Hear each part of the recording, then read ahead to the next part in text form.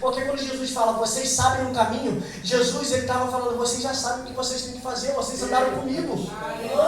Era Jesus falando aí, para vocês subirem ao céu, vive como eu vivi, anda como eu andei, faz o que eu fiz, se afasta como eu me afastei, se prepara como eu me preparei, ora como eu orei.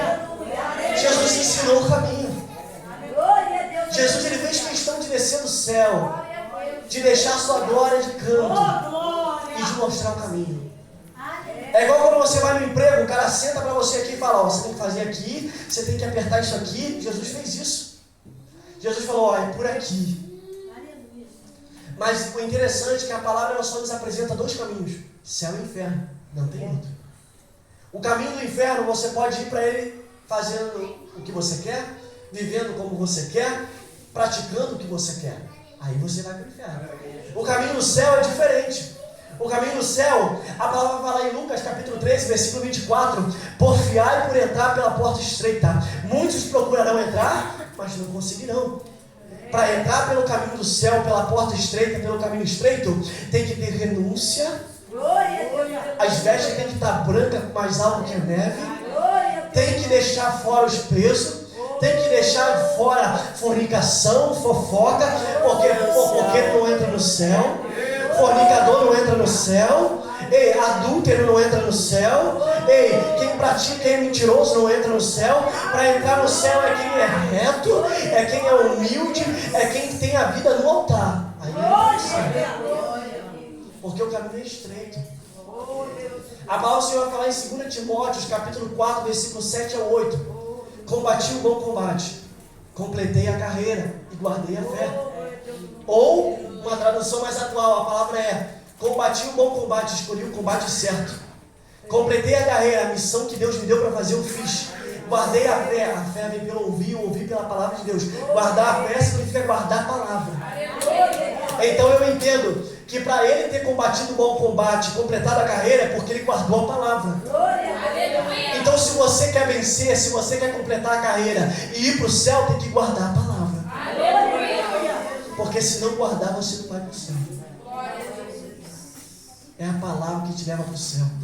Em Hebreus capítulo 12, versículo 1 vai dizer que para ir para o céu é como uma corrida. E o apóstolo vai falar que o corredor é necessário falar desembaraçando-me de todo o peso e do pecado. Desembaraçando de todo o peso. O apóstolo Paulo está falando do corredor, tem que tirar o peso, aquilo que impede dele alcançar a linha de chegada. E o que impede o corredor de chegar? Que peso é esse? É o peso do pecado, é o peso das concupiscência da carne, concupiscência dos olhos, é o prazer, é aquelas vontades, é os desejos que você tem. E a palavra vai falar que um corredor, um atleta, quem aqui já foi e jogou bola, a gente entende que um atleta, ele tem que se abster de alguns alimentos. Porque ele não pode comer muita fritura, ele não pode comer certos alimentos. E ele bem sabe que se ele vai correr amanhã, ele não pode ficar a noite toda lá fora. Ele tem que descansar. É assim que Deus... Sabe por que Deus não veio ainda? Porque se a trombeta tocar, você não sobe. Então Jesus está falando o quê? Espera um pouquinho. Por quê? Porque eu estou esperando ele se preparar. Eu estou esperando ele se preparar ali. Quando ele estiver pronto, aí sim. Jesus está dando tempo. Mas por que está demorando? Porque ele está dando tempo para mim e para você subir ao céu. Ele está dando tempo. Porque nenhum corredor corre despreparado. Por quê? Porque se você não se abstém de certas coisas, aquilo que você não se abstém te atrapalha a chegar do outro lado. Então, assim como um jogador, ele se abstém, um atleta, ele se abstém de certos alimentos, de certos ambientes, assim nós cristãos temos que renunciar e se abster de certos lugares, de certas vontades, de certos prazeres e de certos desejos. Porque senão você não entra e você não passa para este lugar. A palavra do Senhor, o Senhor é simples e a palavra dele é simples. O Senhor está falando que a palavra meio em mundo ao caótico que a gente vive, meio as pessoas que estão fazendo isso. Eu me lembro que tinha um apóstolo chamado Paulo na ilha de Malta. E mesmo com a tempestade, mesmo com aquela dificuldade, mesmo com o frio, ele tinha uma fogueira acesa. Mesmo em meio à escuridão, tinha luz. E eu creio que mesmo em meio a esse mundo, ainda tem luz.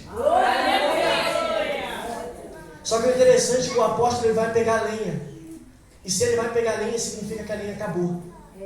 E a lenha tendo acabado, a palavra vai falar que só o apóstolo ele foi pegar, ele não fala mais de ninguém, ele só fala que o apóstolo foi pegar lenha. Aleluia. Tem pessoas que têm deixado de pegar lenha. Aleluia. Tem pessoas que têm deixado de pegar o graveto. Mas é graveto, não importa. Mas eu vou te mostrar que importa. Por quê? Porque se eles não pegassem lenha para a fogueira não espantaria o frio, não espantaria as trevas, não espantaria o quê? Não queimaria a carne, porque a carne tem que ser queimada, né? E também não espantaria a víbora. Porque a palavra do Senhor vai falar que quando ele jogando uma por uma no fogo, a víbora fugindo do calor, agarrou a mão dele. Só que a parte que me chama a atenção é que ela fugia do calor. Por quê? Porque víbora tem sangue frio, ela não gosta de calor. Então Deus estava me ensinando, filho, a víbora ela ama um ambiente gelado. Então as pessoas que são frias, as pessoas que não têm presença, as pessoas que não têm a vida no altar, as pessoas que não têm o fogo do Espírito Santo, a víbora ama habitar nela. Mas as pessoas que têm fogo, as pessoas que têm presença, a serpente ela foge. Então eu creio que quem tem presença, a serpente tem que bater ela. E se ela não fugir, pastor, sacode ela lá no fogueiro que ela morre. Porque serpente não aguenta fogo. Então, quer vencer a serpente? Vem para perto da presença. Quer vencer a serpente? Acende o fogo e alimenta o fogo. Porque a palavra do Senhor vai falar que ele dá uma ordem aos sacerdotes: o fogo arderá continuamente sobre o altar e não se apagará. Ele está dando uma função, o sacerdote. Só que interessante que quem acendeu o fogo não foi o sacerdote, foi o próprio Deus. Ele acendeu, mas ele está dando uma função. Eu acendi, mas agora a sua função é manter o fogo aceso. É a sua função manter o fogo aceso. Ele já acendeu o fogo em mim e você. É você que tem que manter o fogo aceso. É você que tem que buscar lenha. É você que tem que buscar o graveto. Só que interessante que a lenha ela era um combustível para o fogo. Assim como que para as 10 virgens, o combustível para a lamparina era o azeite. E eu venho entender que 5 elas tiveram azeite em reserva. Mas tinham 5 que não levaram azeite em reserva. Mas não significa que ela não tinha. Porque para a lamparina estar acesa, ela tinha azeite. Mas não tinha o suficiente. Então a gente vê que o problema não é você ter um pouquinho de azeite. O problema é você não ter reserva. Por quê? Porque se você só for com o que você tem, no caminho pode acabar. Então é melhor você levar reserva, porque se acabar você tem.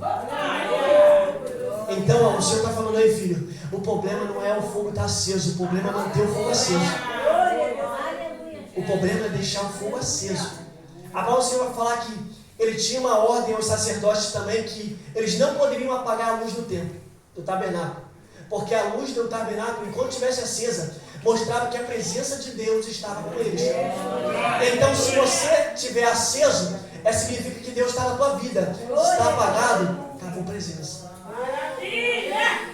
Só que o que me chama a atenção, eu estou acabando. Só que a palavra, quando Deus dá, a gente tem que entregar, a gente tem que falar assim, não. Aí, o que eu entendo é que as pessoas estão deixando de buscar lenha.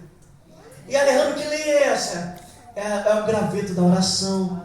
É o graveto da consagração, é o graveto do jejum, é o graveto de você entregar. Não, Senhor, eu quero ir para a festa. Não, mas Senhor, eu tenho que ir para a oração. Não, Senhor, eu tenho hoje algo muito importante lá porque o meu amigo me chamou. Não, mas hoje tem compromisso na minha igreja. Isso que você acha que não é importante, um apóstolo estava indo buscar. Sabe por quê? Era Paulo, quando Paulo ele vai buscar a lenha, ele estava falando: eu sou apóstolo, mas eu sei que eu preciso da lenha.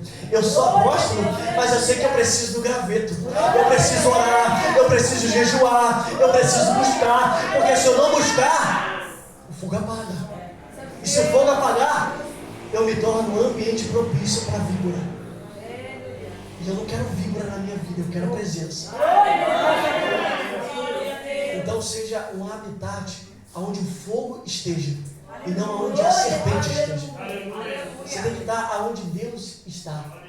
Só que para terminar, Deus ele vai dar. Ele fala que lá no final de Apocalipse ele vai falar com 7 igrejas.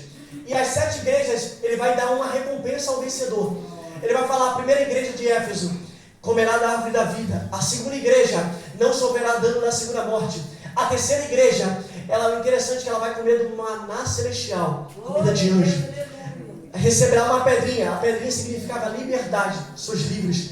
A terceira coisa, que era um acesso, era um convite que eles teriam aos ganhadores da Olimpíadas, que eles tinham acesso a um grande banquete. Então ao vencedor se dará acesso a um grande banquete. O banquete lá em cima tem que ter acesso, porque se você pode ir para o caminho, a palavra vai falar que elas vão até o caminho, mas elas não entram. Pelo caminho todo mundo pode ir, entrar já é outra história, porque a palavra vai falar que elas bateram. Se elas bateram, elas estavam no caminho certo, mas não entraram. Então significa que só entra quem tem azeite e quem tem acesso. Só entra quem é vencedor. Só que vencedor em Apocalipse significa algo muito interessante. Vencedor no Apocalipse significa aquele que permanece fiel até o fim. Aquele que permanece fiel diante das tentações, diante das provocações, diante das bandejas, diante daquilo que o mundo lhe oferece. Isso é ser vencedor na Bíblia. Isso é ser vencedor.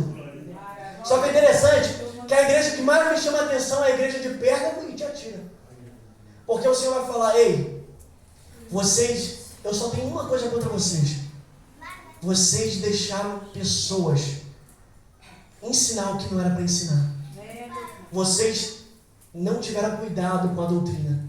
E por não ter cuidado em ensinar, pela falta da doutrina, pela falta do ensinamento da palavra, pela falta de estudar a Bíblia, estava surgindo outra doutrina dentro da igreja. Outros ensinamentos, levando para o caminho de fora. Gente dentro da igreja levando para fora. Por quê? Porque não ensinaram a palavra. Mas o interessante é que a igreja de Pérgamo, ela estava situada na cidade de Pérgamo. E a cidade de Pérgamo era uma cidade muito pagã. Tinha Zeus, era tudo Deus, até o imperador era Deus. Então que Deus ele vai dar um elogio a Pérgamo. E o elogio que Deus dá, e aqui eu termino, vou louvar, e o elogio que ele dá, ele fala: ainda que você esteja num ambiente horrível, ainda que você esteja num ambiente pagão, ainda que você esteja num ambiente onde é chamado trono de Satanás, onde Satanás governa, você permaneceu fiel. Ainda que você esteja num lugar onde só tem idolatria, onde só tem pecado, fornicação, fofoqueiro, você permaneceu fiel, você guardou a palavra, você está de pé, você não se renunciou, você não abriu mão da minha palavra. E essa é a palavra que eu quero trazer para a igreja, que mesmo que a gente esteja num mundo caótico, que a gente venha ser fiel até o final. Fiel até o final. Porque quando Deus ele vai falar com a igreja de Sardes, de Laodiceia, o único problema com a igreja de Sardes era, ela aparentava ser algo que ela não era. E qual é o problema disso? Eu me lembro da figueira. Só que quando Jesus ele vai até a figueira, o problema é que Jesus ele não foi injusto. Só que a palavra vai falar que a figueira ela não estava no tempo. E se ela não estava no tempo, por que Jesus ele amaldiçoou a figueira se ela não estava no tempo de dar? É porque a palavra do Senhor vai falar que ela aparentava dar fruto. Só que quando Jesus chegou, ela não tinha fruto. Então o problema de Sardes, daquela figueira, foi que ela aparentava ser algo que ela não era. Ei, mostra aquilo que você é. Não bota máscara, não bota capa, não. Mostra quem você é. Porque o Senhor tem olhos como chama de fogo. E nada escapa dos olhos dele. Quero chamar minha mãe para me ajudar no louvor.